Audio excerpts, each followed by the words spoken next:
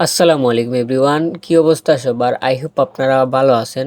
তো নতুন একটা ভিডিওতে সবাইকে স্বাগতম জানাচ্ছি। আজকের ভিডিওতে আমি আমার যে ক্ষুদ্র জ্ঞান থেকে আপনাদের সাথে কিছু শেয়ার করার চেষ্টা করব যে কিভাবে মার্কেট প্লেস ছাড়াও ক্লায়েন্ট হান্ট করা যায় বা সরাসরি ক্লায়েন্ট পাওয়া যায়। এই আইডিয়া বেস নিয়ে একটা পিডিএফ তৈরি করেছি।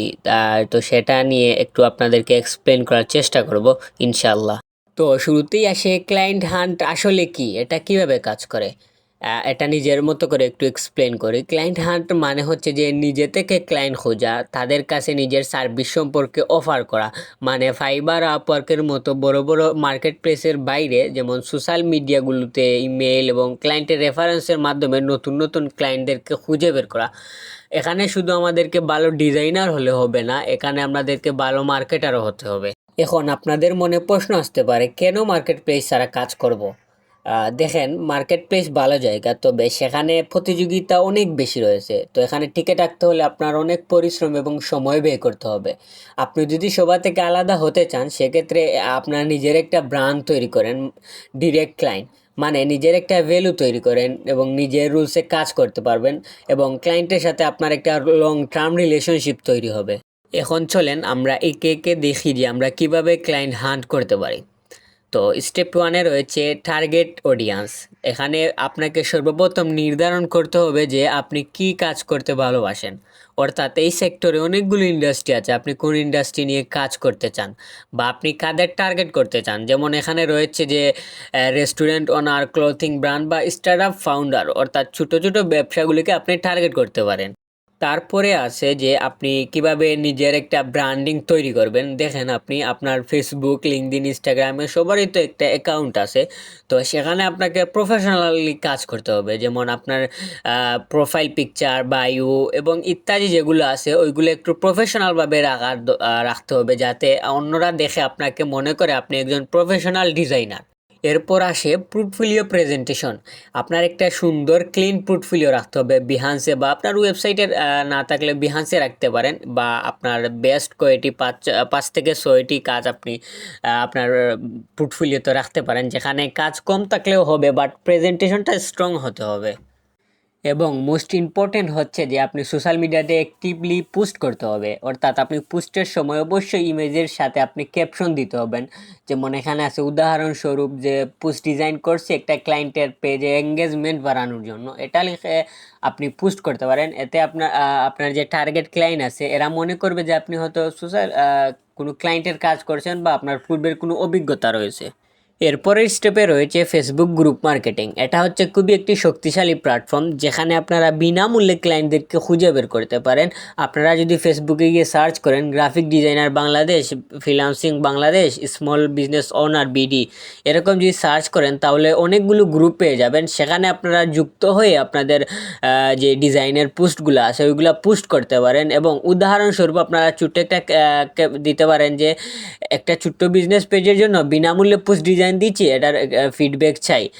এটা অফার দিয়ে আপনি তাদের কাছে একটা অন্যরকম হয়ে উঠলেন বা সবার নজরে আসতে পারে। এরপরের স্টেপে রয়েছে ইনস্টাগ্রাম ও পিন্টারেস্ট ব্যবহার করুন। এই দুইটি প্ল্যাটফর্ম ডিজাইনারদের জন্য খুবই ভিজুয়াল একটা প্ল্যাটফর্ম, যেখান থেকে আপনি ডিজাইনের আইডিয়া নিতে পারেন, তারপর সেখানে আপনি পোস্ট করেও মার্কেটিং করতে পারেন। যেমন আপনি সেখানে কি ধরনের পোস্ট করতে পারেন, যেমন বিফোর আফটার যে একটা ডিজাইন করলেন ওইটা আপনি পোস্ট করতে পারেন, কালার প্লেট নিয়ে পোস্ট করতে পারেন, গ্রাফিক মকআপ নিয়েও আপনি পোস্ট করতে পারেন।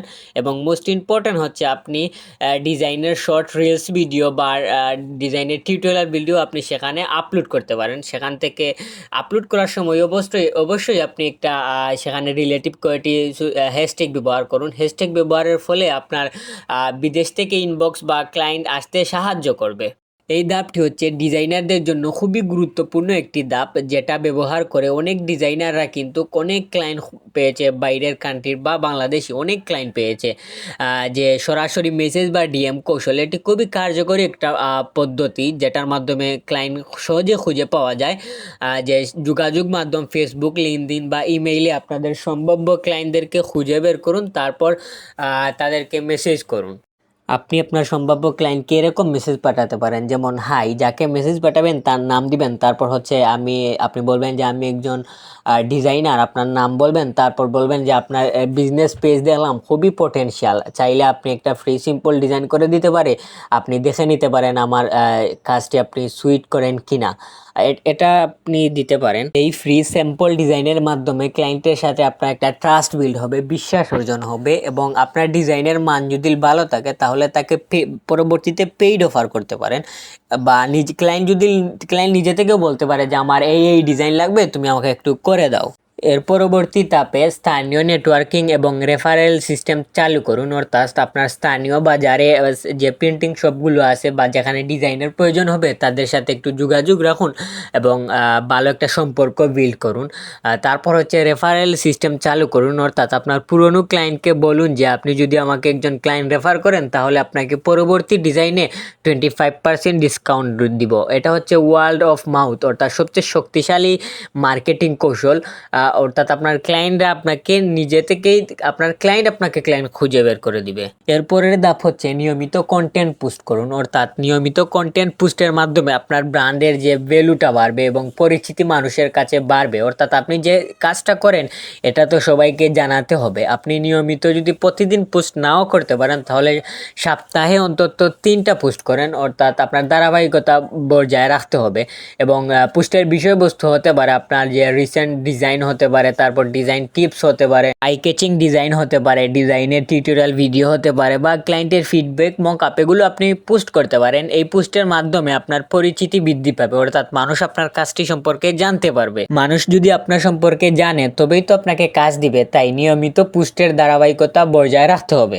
এই ধাপটি হচ্ছে অপশনাল, তবে খুবই শক্তিশালী একটা ধাপ। পেইড বুস্টিং এর মাধ্যমে আপনার পোস্ট সবার কাছে পৌঁছাবে, রিচ আউট হবে, সেখান থেকে আপনি ক্লায়েন্ট পেতে পারেন। যদি আপনি বুস্ট করেন সেক্ষেত্রে আপনি বাজেট রাখতে পারেন প্রতিদিন 300 থেকে 500 টাকা, আর টার্গেট রাখতে পারেন বাংলাদেশ, ভারত, দুবাই সহ অন্যান্য যে ছোট ছোট ব্যবসায়ী মালিক এবং অনলাইনের শপের মালিকদের লক্ষ্য করতে পারেন। এবং মোস্ট ইম্পর্ট্যান্ট হচ্ছে আপনি ফেসবুক এবং ইনস্টাগ্রামে পেইড বুস্টিং করার সময় আপনার টার্গেট অডিয়েন্সকে আগ্রহ এবং অবস্থান সঠিকভাবে সেট করে তারপর বুস্ট করতে হবে। এবং সর্বশেষ রয়েছে দৈনিক 1 ঘন্টার রুটিন করতে হবে।